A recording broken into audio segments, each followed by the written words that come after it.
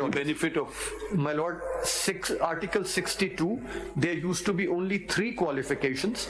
One, he is a citizen of Pakistan. Read the whole article. My Lord, a person shall not be qualified to be elected or chosen as a member of parliament unless he is a citizen of Pakistan. B, he's in the case of the National Assembly not less than 25 years of age and is enrolled as a voter in any electoral roll for the election to that assembly. C, he's in the case of the Senate not less than 30 years of age and is enrolled as a voter in any area in a province, or as the case may be, the federal capital or the federally administered tribal areas from where he seeks membership. And D, he possesses such other qualifications as may be prescribed by Act of Parliament. So these troublesome provisions were not there? No, my Lord. When did they come into? My Lord, by Presidential Order number 14 of 1985, which is also called the Revival of the Constitution Order. This is General Zia. General Zia, when the martial law was coming to an end and partyless elections were soon to Is it ironic that a person who violates the constitution of the country puts in these conditions? I find that a bit troublesome, isn't it? Yes, he after D... Was he of good character? If he violates the oath that he took to uphold and protect the Constitution, and he destroys the Constitution, it's very ironic for me that he inserts a good character, knowledge of Islamic teachings. I wonder which knowledge of Islamic teaching mandates judges to be sent home because they don't swear an oath of fealty to the martial law administrator. What is your view on that? My Lord, these are, with great respect, all these provisions which have been added by the RCO or the Presidential Order 14. Was he non-profligate? My Lord, these are matters which I would say... Yeah, we want your answer on this. My Lord, these are matters for divine judgment. These are matters for divine judgment. You mean to say matter of treason is for divine judgment? My Lord, no. And treason is not an issue, but if we come to treason, then in martial law is admitted? Yes. If it comes to an act of treason, then in that particular case... Do you think he committed treason or not? My Lord, in your Lordship is talking of 1977. We're talking about, yes. Your Lordship will then have to examine it. You know, we are asking your opinion. My Lord, I would be bound by the judgment of this honorable court. We are asking your opinion. My opinion is different, but the judgment of this honorable... Share your opinion with us. The judgment of this honorable court in Begum Nusrat Bhutto's case takes a different view. चलें आप नहीं बताना चाहते रहने दें फिर. My Lord, my view... चलें बाकी पढ़ लेते 63. तो ये D तक था. There was no present D, present E, present F and present G. Yes, my Lord. The D... And 63 was also pretty succinct. Yes, it was, my Lord. 63 was also very limited. कैसे उसमें हम पढ़ लें time यही समझ बात ये सारे नहीं ला सकते ना My Lord, 63, a person shall be disqualified from being elected or chosen as and from being a member of parliament if A, he is of unsound mind and has been so declared by a competent court, or B, he is an undischarged insolvent, or C, he ceases to be a citizen of Pakistan or requires the citizenship of a foreign state, or D, he holds any office of profit in the service of Pakistan other than an office declared by law not to disqualify its holder, or E, if he is so disqualified by Act of Parliament. So it was pretty straightforward and simple. It was. And RCO kind of molded the constitution. Yes. RCO changed it in two respects. It brought in these qualifications and added a whole host of disqualifications as well.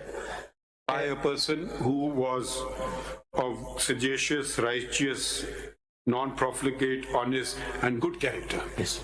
Yes. But the point is 18th Amendment stamped on it. You see, my Lord, 8th Amendment stamped on it. No, देखिए. And then 18th Amendment stamped. Mr. Makhdoom Ali Khan, at least now I will speak for myself. I don't know. Wherever this is one way of interpreting the Constitution, and I've held it in a judgment or two, that wherever there is problem areas or difference of opinion or two interpretations possible, at least I've chosen the one interpretation which found mentioned in the original pristine constitution chosen by the directly elected representatives of the people and not martial law administrators.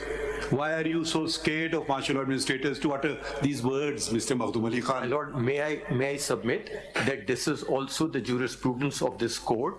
In Al-Jihad case, Mr. Justice Ajmal Mia took the view that if there is a conflict or tension between two provisions of the Constitution, one which was enacted at a time when the Constitution was in abeyance and other at the time when the Constitution was in full force, it is the latter which will then prevail, and that view has been reiterated in Samiullah Baloch, though the principles drawn from it thereafter are different. So what your lordship is observing. Where is it mentioned in Samiullah Baloch? My lord, in the Samiullah Baloch case itself. No, I just want to read that part. Yes, my lord. Your lordship will see the constitutional principle is identified in the Samiullah Baloch case itself at page 435. Page 435. At this point that you are saying? Yes, my lord. This point is there on page 435. This is PLD 2018, Supreme Court 405. Which paragraph are you reading? Paragraph 22. G. If your lordship will see, there are a number of judgments cited, and then it says reference by the President, PLD 1957, Supreme Court 219 at 235. As such, the Constitution must be interpreted as a whole because it is an organic document that is meant to apply to the changing circumstances of time and space. Consequently, each provision of Constitution or part thereof has purpose, meaning, and integral place that must be understood, acknowledged, and applied harmoniously. It is only when a conflict between two provisions of the Constitution is irreconcilable and one of such provisions was inserted when the Constitution was held in abeyance, then the provision which was made part of the Constitution during the period of its abeyance would yield. But would it apply because it, after the 18th Amendment having stamping it, so it's not really, that was a democratic dispensation at that time. My lord, it was, but your lordships prior to this also in Al-Jihad's case took the view that in spite of the fact that whatever General Zia had done had been validated to a large extent by the 8th Amendment to the Constitution, this honorable court took the view that, and that was in particular, my lord, in relation to a provision where a judge of the High Court declined to go to the Federal Shariat Court and was as a result sent home. Their lordships took the view, particularly Mr. Justice Ajmal Mia, that this provision was inserted at a time when the country was going through a period of constitutional abeyance. No doubt it was validated by the 8th Amendment, but when we examine it and juxtapose it with other provisions relating to judiciary, this having been added at the time cannot be allowed to hold sway, and that is why their lordships held that a judge of the High Court cannot be sent to the Federal Shariat Court against his will, and if he refuses, will not cease to hold the office of a judge of the High Court. So, in spite of that, this has been the jurisprudence of this honorable court, that in spite of the validation. Mr. Makhdoom Ali Khan, but would you put validation at par with an original enactment which has been thought about, carefully considered by every member of parliament? A validation was also a bitter pill for the parliamentarians to swallow. If you don't validate, I continue. So it may be that, okay, we are getting something, is better than nothing, let's at least get on with it. But we are now faced with a problem. So simple validation, when the original constitution said something else, if there are two possible ways to interpret something, and more so when what has been added is very ambiguous. I don't know why these vague words were introduced. You could have simply said A, B, C, D, like every other thing is factual. Either it's a yes or it's a no. Are you of good character? Please don't answer this question. But which person would say this? I mean, it would be a very audacious person who would say, I'm honest, Ameen and everything, and then probably he will be making other claims which will be totally not permissible. So simple validation is a bitter pill which has been swallowed from time to time to get democracy back on the rails. Would you not agree with that, since we consider you a constitutional expert, to consider validation at par with a constitutional provision, or it has to be read in the context of, because this judgment also says in space and time. The space then was a dictatorship. Either you continue another 10 years of a dictator or get some sort of a diluted form of democracy, get us back on the rails, whichever is better. So probably the parliamentarians, we should not always condemn the parliamentarians. We should see the difficult circumstances that they work under. I mean, we should respect them. And what would you have done? Let's put yourself in the position of parliament, make yourself a parliamentarian then, that you would, validate something which you may not be very happy with, but at least get the business back on track. How would you personally attend to it? My lord, my respectful submission is that though the earlier two judgments which I have just identified by this honorable court do not put it in the terms that your lordship has, but that was probably at the back of their mind when they said that an amendment made during the period of constitutional abeyance, if it is in conflict with or cannot be reconciled with the provision originally enacted in the Constitution, then the latter will prevail. So obviously this honorable court has not treated the validation at the same level as the original Constitution, recognizing all the difficulties which your lordship have articulated, but not articulating them in this particular manner. Otherwise, my lord, if any amendment made to the Constitution, eventually when made, stands on the same plane as any other constitutional provision, but your lordships have held that we will distinguish between constitutional provisions made during a period of constitutional abeyance. What's your main argument? Is this your mainstay of your argument? My lord, my main argument in this particular case would be that insofar as when your lordship examines Article 62 and 63, because some of these amendments, as your lordship has just now noticed, came in at the same time, there is a relationship between the two. And with great respect to this extent that Samiullah Baloch says that 62 and 63 have to be looked at through different lenses, it is, with great respect, incorrectly decided. Because when your lordship looks at 62 and 63 and the amendments came about at the same time, 62F, which your lordship is looking in particular, which says he's sagacious, righteous, non-profligate, honest and Ameen, there being no declaration to the contrary by a court of law, and your lordship examines it with 63(1)H, he has been on conviction for any offence involving moral turpitude, sentenced to imprisonment for a term of not less than 2 years, unless a period of 5 years has elapsed since his release. They are to be read together. I mean, that is dependent upon 62 is dependent upon 63. 63, and I would go to the extent of saying that when your lordship looks at G, for instance, he has not, after the establishment of Pakistan, worked against the integrity of the country or opposed the ideology of Pakistan. It has to be related to H, which says he has been on conviction for any offence involving moral. So what does that mean? I mean, where does that leave these provisions 62? My lord, what's the effect? My submission would be that unless there is a conviction, and that would be the declaration I would be seeing, not at... So what are these clauses? They go. My lord, if there is no conviction, then in the case of D, F, E and G, for example. My lord, D and E and F probably all will have to be related to H.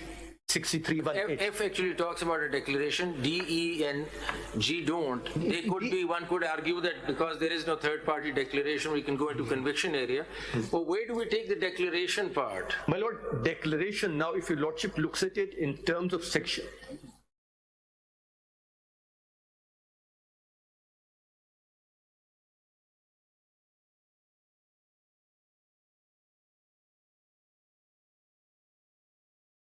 one thing which immediately comes to mind is Section 42 of the Specific Obviously, Relief Act, yes. which talks about declaration of a the legal legal character. character.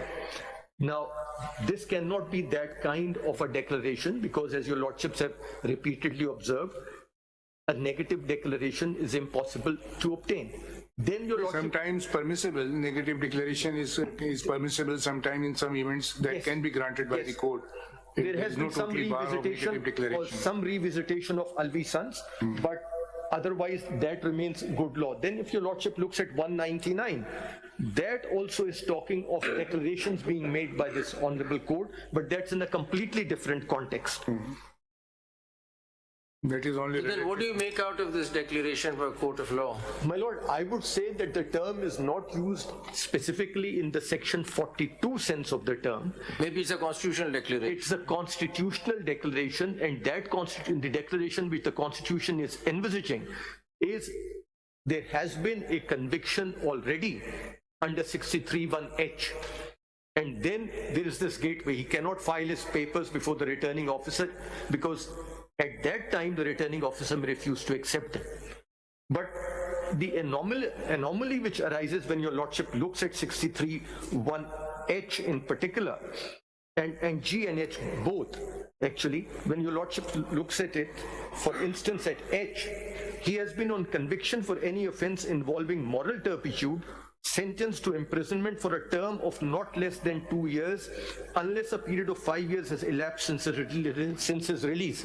So even a conviction which is followed by a sentence of 1 year, 11 months does not lead to disqualification even of 1 day. Fair enough. So that's understood. So therefore the connection which Samiullah Baloch makes between a person being an ex-convict suffering all his life, the stigma that he's a convict, is really not what 63(1)(h) is all about. 63(1)(h) is all about sentencing. If the person has been convicted and sentenced till the rising of the court, he's not disqualified at all. No, but there is a difference, you see, the opening paragraph of section 62 and 63. My lord, they need to be read Yes. and harmonized. A person shall not be qualified to be elected or chosen. I mean, if you will read 63, a person shall be disqualified from being elected or chosen. So वो जो उसमें season लिखी है वो after conviction है कि अगर कोई कन्विक्ट हो गया है, उसकी सजा खत्म हो गई है, तो इस इतने पीरियड के बाद वो इलेक्शन लड़ सकता है. To be elected and from being elected. This is the correct. But if your lordship may graciously be pleased to look at clause 2 of 62, these words are used very loosely. The disqualifications specified in paragraph D and E doesn't talk about qualifications. Article 62. but both are dealing Clause two. different situations. No, my lord, Article 62, clause 2 is talking of disqualifications under 62. It's not talking of qualifications. So this is very loose language which has been used. Practically interchangeable. Interchangeable language. Because One question which I My lord. have, DE My lord. does not have the wording, there being no declaration to the contrary by a court of law. My lord, yes. When does D, E and G kick in? How can they ever kick in actually in any court of law? They cannot kick in. Or they're meaningless words? my lord, It's just guidelines for they are exhortatory, perhaps for the guidance of the electorate, that watch out for candidates. So first of all, you are saying that they are of no, there are no consequences which follow with D, E and F. Can't be D, E and executed, can't G. They will, my lord, D, E, But ideally, the same wording should have been used, there being no declaration to the contrary by a court of law in D, in E and in G. my lord, this, These wordings are only found mentioned in F. my lord, these were added in F under the 18th amendment. These words were originally not there. And the reason for adding it appears to be, as the Attorney General identified, that under F, returning officers had started disqualifying people by saying, "Aap chautha kalma zara suna dijiye." आप चौथा कलमा जरा सुना दीजिए, इस तरह की चीजें They can still do that in E.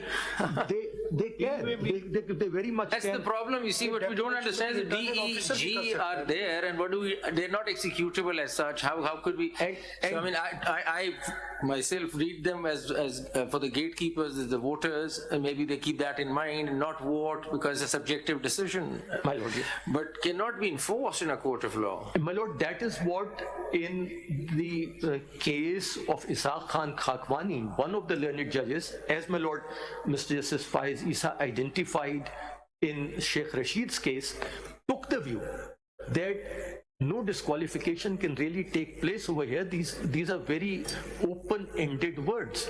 And your lordship points it out in your dissenting opinion in Sheikh Rashid's case, where your lordship identifies the 7 questions which are to be dealt with by the court, because that's... But Mr. Makhdoom, the problem is that I'm facing is you can't attribute redundancy to the Constitution. My lord, yes. Or to any law for that matter. And then secondly, you can't read into the Constitution. So My the lord. time frame, suppose if one were to say that this F applies for that election, that particular election which the nomination papers are rejected, and it ends. Now that's not written. So how, I mean, that's the worry that I have. How do we read in a time frame into it? Either we read them with 63 and create a larger timeline concept. How does it work? Or go on the validation point. And if I may just add what my learned brother has just said, what I've understood from your submission is what you are saying, Samiullah Baloch does not accord with the Constitution. That's the submission. That's your argument. Can we not say that Samiullah Baloch for its time was good, valid judgment? However, since the lacuna has now been provided by Parliament, and they've given a 5-year time limit, both can be reconciled. That was good then, and now 5 years is. If your 5 years have expired, would you agree with that, or you would not agree with that? No, I would absolutely agree with that, my lord. My submission is that Samiullah Baloch was enacted, was decided at a time when we didn't have this newly amended law. At that time, the law did not, and there was no timeline set. The Samiullah Baloch case was decided in a particular manner. The legislature has now filled that gap. In Samiullah Baloch, it was observed that there is a declaration. Until such time that the declaration stands, then the person would remain disqualified or will not be qualified. Now the legislation says that the period of such a declaration will not go beyond 5 years. Okay, now I will ask you the supplementary question, and I knew you would come here. Thank you. Now can I put it to you that section 232(2) is unconstitutional? Can I put this to you or not? My lord, that is a very valid question. Of course, your lordship can put any question. No, yes. My lord, because one view can be, which is probably not probably, in my opinion, definitely the correct view, that where this honorable court has interpreted a provision of the Constitution and made a declaration about a provision of the Constitution, then on the doctrine of legislative repeal, that constitutional interpretation can only be undone by an amendment to the Constitution. And that brings us to the question that how could the Constitution be controlled by a sub-constitutional legislation? The Constitution is talking about a declaration, gives no time frame. Could we, through an act of Parliament, start adding things to the Constitution? We can't do that. My lord, I would say that the declaration made by the Parliament is in consonance with Article 63(1)(h) of the Constitution, which provides a time frame for the kind of offences which will fall under F. Because that involves conviction, that's a criminal case. But if you look at 63P, 1P or whatever it is, the P, the last one, yes, ma'am. The Constitution itself allows that through an act of Parliament you can regulate this provision. And wherever it's so required, it's given. So, just taking it a little more, suppose, let's imagine Samiullah Baloch was not decided, and we are deciding it today. My lord. Just for the sake of, to take the argument a bit forward, and let's assume everyone agrees with me And we say since 62(1)(f) does not provide a time limitation for disqualification, therefore let us be guided by other provisions of the Constitution, including 63(1)(h) and (g), where it provides for treason 5-year disqualification. So let us let this disqualification be for 5 years. Is this sound reasoning or not? My lord, it is, because your lordship is then virtually interpreting the two provisions together. When your lordship interprets... So at the end of the day, it depends on what is in my mind. Are you understanding? Yes, my lord. Is the Constitution so malleable that I can do whatever I want to with it? My lord, if 63(1)(h) was not there, let us assume there was only 62(1)(f), and if the 18th Amendment had not added the words which have been added, which is declaration to the contrary by a court of law, then 62(1)(f) would have been a provision which really provided no timeline. And if a person was declared not to be qualified under 62(1)(f), then the question would be for how long? My lord, the question can be for that term that he has been elected, or he can be re-elected immediately. My lord, for instance, the only other constitution that I have been come across which is a provision similar to that of Pakistan, where you cannot be elected to the parliament if you are the citizen or have acquired the citizenship of another country, is that of Australia. And the Australian High Court has dealt with this issue. No other constitution that I am aware of deals with. American Constitution, you have to be an American. You have to be an American citizen, but it does not say like our, my lord, 63(1)(c) says, or acquires the citizenship of a foreign state. So a dual citizenship over here disqualifies. In the Australian Constitution also, a dual citizenship disqualified. But the lordships over there have taken the view that if the person then steps down, abandons that citizenship, he can come back in tomorrow again. And there they have also taken the view that if he has applied for his citizenship to be renounced, then the constitution of our country will not be contingent on the delay or speed of the legal processes in another country. He has done the best he can, and therefore they have said he can continue to be in office. Why were you disqualified? My lord? Why have you been disqualified? From The petitioner. the petitioner. Yes. Petitioner was disqualified. Your client. My lord, my client, yes, I was coming to that. My lord, he has been disqualified on the ground that he had created a trust for the property called Hyde House, and his defense was that Hyde House was a trust. The misdeclaration in the nomination form, is that the allegation? Yes, but his case was that there was no misdeclaration. No, that's a different thing. I just want to know what was the reason. So in all these cases, if you look at all these cases that were where 62(1)(f) was invoked, the misdemeanor is misdeclaration, or maybe they have not given. Misdeclaration generically would be it, and misdeclaration in the worst form taken could be brought into H. Worst form, moral I mean, कहीं हो सकता है innocently भी हो, लेकिन चलें worst form में ले लें, it is moral turpitude, and that provides for 2 years plus 5 years, so that's 7 years.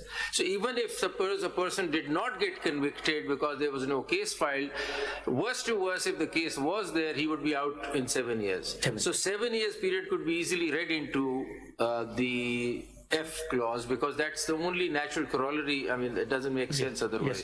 Yes, my lord. And again, would there be any incident coming out of F which will go out of H?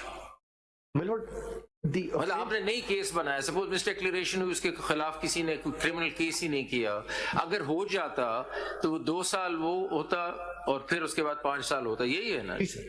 Is there any situation in F which would go outside H? My lord, not that I can think of. No.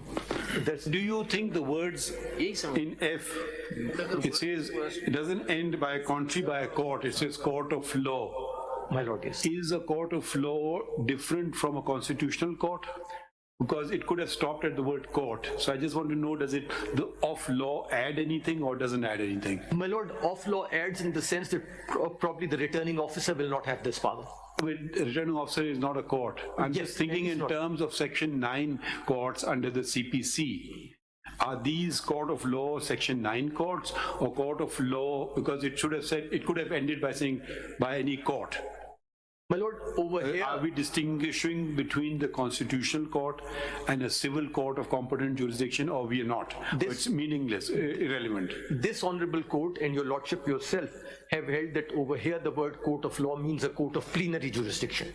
In Panama 1, which was not subsequently followed in Panama 3, this honorable What do court you mean by Panama 1 and Panama? Panama 1, my lord, was the first case which was decided 3-2, and Mr. Justice Ijaz Afzal Khan, writing for the majority, said that court over here means a court of plenary jurisdiction. Meaning Section 9 court. Section 9 court, a court which will take evidence, which will examine the issues where a trial takes place. Or it could be civil or criminal. He doesn't make that distinction. And I would submit that if your lordship have to, Then how did that view change? without mentioning what they have done in Panama 2 and Panama 3, Is it referred to Panama 1 and Panama 2 and 3, this aspect? no, my lord, your lordship notices that in your lordship's judgment in Sheikh Rashid's case. Actually, that was not a judgment, it raised a number of questions. Yes, it raised a number of questions. Yes. But your lordship will see that even after Samiullah Baloch, different tests have been applied. The author judge of Samiullah Baloch was also the Chief Justice of Pakistan in Faisal Wabda's case, and has taken a different view without any reference to Samiullah Baloch. Where is that view? My lord, that is reported. Repentance was that he did not contest the election, so there was a repentance from. My lord, that is Muhammad Faisal Wabda versus Election Commission of Pakistan and others. PLD kya? My lord, this is 2023 SCMR 370. My lord, 370. My lord, I have put these cases together in a bundle for ease of reference of your lordship. And this would, देखिए या और भी sir, मैंने कहा और पैसे ज़ाया करवाए आपके sir, ये आपके जो 62(1)F पे judgments हैं, नहीं, ये पहले बताएं ये वाला case yes sir, it is the last tab. It is tab 20. So you're a member of this. Yes. My lord is one of the members. Yes, his lordship is one of the members. Said it as if it was something wrong. Can you read the relevant portion? My lord, yes, paragraph 4, it's a 2-page judgment really. जी. Paragraph 4, page 373. The petitioner states before the court that he regrets his claim of renunciation of the US nationality at the time of filing his nomination papers for the election of NA 249 Karachi on 7/6/2018. He further states he had then initiated a process for such renunciation, but the certificate of loss of nationality of the US was issued to him on 25th June 2018. He admitted that he was disqualified from contesting the election under Article 61(3)(1)(c) of the Constitution on the date when he had filed his nomination papers for the election of NA 249 Karachi, and that his affidavit filed in with the nomination paper thus contained an erroneous statement which he regrets.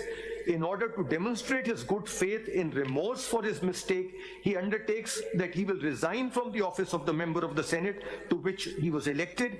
In view of the said statement and undertaking of the petitioner, we are of the opinion that we need not proceed further in the matter in the peculiar facts and circumstances of the case. And if your lordship will see the last sentence, which is the last 3 lines, it is clarified that the petitioner shall not be considered disqualified in any subsequent election on the basis of the instant. The repentance is that period, that particular election. Yes, and So, but this is after he enjoyed the full tenure of the Senate. yes, yes, and then he resigned. He But resigned. एक चीज देखिए, Samiullah Baloch में paragraph 6 में the concept of repentance is mentioned, Yes, my lord. but I don't find a finding on it then. No, there is none. Argument of counsel finds mention on repentance. My lord, yes. But then it is, though the judgment talks about Islamic injunctions, this concept is not discussed unless I've missed it. No, it is not discussed, my lord. That judgment is also on tab 7 of this very bundle. So are you repentant? So, Mr. Makhdoom, we could look at it like this, you see. Are you repentant or you claim you've done no wrong? My lord, At the moment, you can only be repentant because your case is over. my case is over, yes. I presume you are repentant. So one reconciliation. Reluctantly repentant. My lord, his case was that I made no misdeclaration. वो तो बात खत्म My हो गई ना। children had declared वो it तो हम रिव्यू as करने their में बैठ property. जाएंगे वो तो फिर हम रिव्यू करने बैठ ठीक है जाएंगे sir. Judgment So one reconciliation of 62(1)(f with H could be that if there is a misdemeanor of misdeclaration and no case, criminal case is made out, then he just misses out on the election and the matter comes to an end. But if you want to take it further and you file a case against him which is criminal, then H kicks in and you go through a conviction and 5 years. So there's a 7-year period there and there's an election period here. Because why didn't you not book him in any criminal case? Because you could do that. For any misdemeanor, you could have done that. If you don't let him go and you don't take criminal proceedings, then there has to be some mechanism, because if you take criminal proceedings, the mechanism is 7 years. But if you do not take criminal proceedings, then there must be some way out also. Because it's short of that, because nobody bothered to take the person on for that misdemeanor. So, I mean, that's one. Mr. Makhdoom Ali Khan, but I think, can we go back to Faisal Wavda's case, please? My lord, yes. You said Samula is not mentioned. Samula is mentioned there. It's mentioned. ये जरा उससे पहला वाला पढ़ने, therefore. बिल्कुल उस paragraph में mentioned है. It's mentioned but not followed because Islamabad No, just पढ़ दें जरा सा. Therefore, it was concluded. My lord, उससे अगर जरा ऊपर आप देख लें, the Islamabad High Court found that the petitioner was disqualified pursuant to the case reported as Speaker National Assembly of Pakistan versus Habib Akram for submitting a false affidavit, hence no declaration was required. Therefore, it was concluded that the consequences given in case reported as Samiullah Baloch and others versus Abdul Karim Noshirwani would follow by finding that a formal declaration by a court of law was not required to disqualify the petitioner under Article 62(1)(f) of the Constitution. The impugned judgment has in its para 11, 12 and 13 therefore misconstrued both Habib Akram and the Samiullah Baloch case. So they say it's been misconstrued and resultantly the impugned judgment is legally not sustainable. How do you reconcile the two? This judgment and Samiullah Baloch? My lord, if Samiullah Baloch was... No, how do you reconcile the same two judgments by the learned same judge? My lord, my submission is that if Samiullah Baloch was strictly followed, there was no way out but to disqualify Mr. Faisal Wavda and Islamabad High Court. Life. For life, because Islamabad High Court had correctly decided the case. He will be disqualified because of his corrupt practices. Oh, my lord. The person who gives false statement. Yes, the my corrupt practice defined in section 167 of the election laws. My lord, yes. But for that declaration, there must be criminal proceedings as provided in section 174. Yes, penalty for corruption or corrupt practices. उनको सजा होनी चाहिए court से. जी. Court means criminal court. Your lordship is When there is absolutely no right. declaration from the court, can person be still called as a corrupt practice? My lord, that is my submission, that 62(1)(f), the declaration which they're thinking about is the declaration under now the Election Act 2017, previously the Representation of People Act 1976, and the words used over there were